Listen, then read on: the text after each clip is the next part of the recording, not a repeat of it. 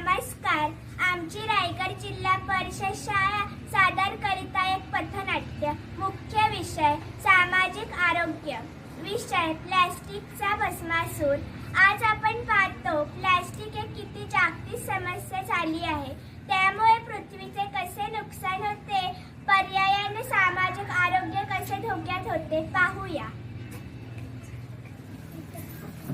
चला चला चला बाजाराला चला, लवकर चला बाजाराला चला.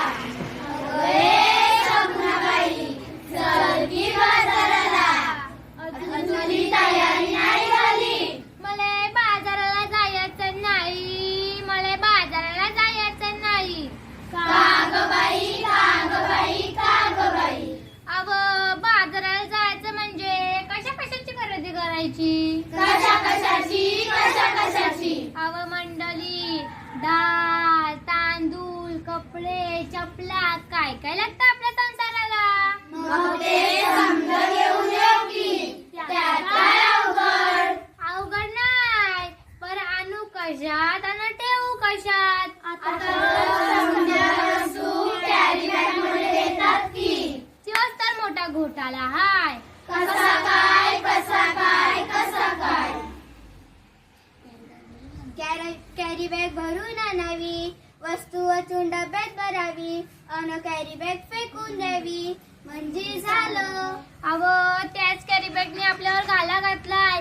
औंधा बघलाय ना, पुरुषच्या मनाने कसा औंधा घातलाय.